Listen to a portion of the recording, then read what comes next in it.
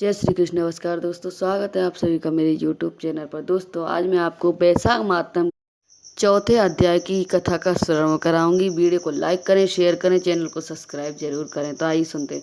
नारद जी कहते हैं कि वैशाख मास में शरीर में तेल लगाना, दिन में सोना, कांसे के बर्तन में भोजन करना, दोबारा भोजन, खाट पर सोना, घर में स्नान करना, यह सब कार्य वर्जित हैं। वैशाख मास में दोपहर के समय थके हुए ब्राह्मण के पैर दबाना सब व्रतों में उत्तम व्रत है। जो दोपहर में आए थके ब्राह्मण को सुंदर आसन देकर उसके पैर दबाता है, वह सब बंधनों से मुक्त हो जाता है तथा गंगादि सब तीर्थों के स्नान का फल पाता है। मनुष्य रोगहीन और मोटा ताजा होकर भी वैशाख मास में स्नान न करने से चांडाल योनि को प्राप्त होता है। वैशाख मास की संक्रांति के दिन जो बाहर जाकर किसी तीर्थ पर स्नान नहीं करता, वह 100 जन्म लेता है।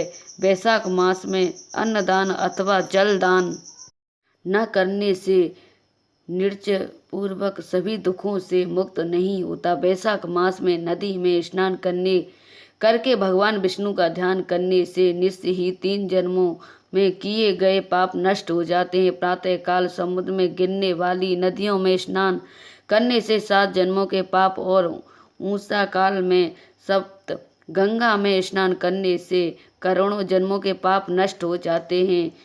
जाह्नवी, वृद्ध गंगा, कालिंदी, यमुना, सरस्वती, कावेरी, नर्मदा और त्रिवेणी, यह सप्त गंगा हैं। वैशाख मास में बहते हुए जल में मंजवन करने से सारे जन्म के किए हुए पाप नष्ट हो जाते हैं।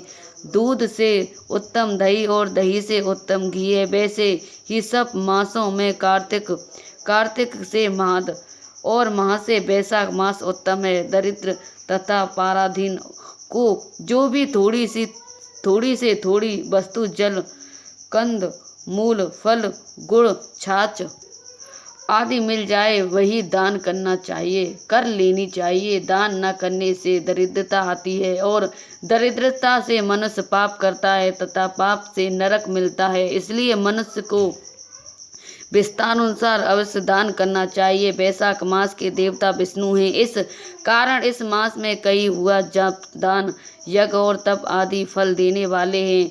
नीचे लिखे मंत्र से भगवान की प्रार्थना करें। हे भगवान, मैं वैशाख मास की संक्रांति में स्नान करने की कामना करता हूँ, कृपा आप मुझको पूर्ण करें तथा हे मधुसूदन, मैं स्नान करके आपको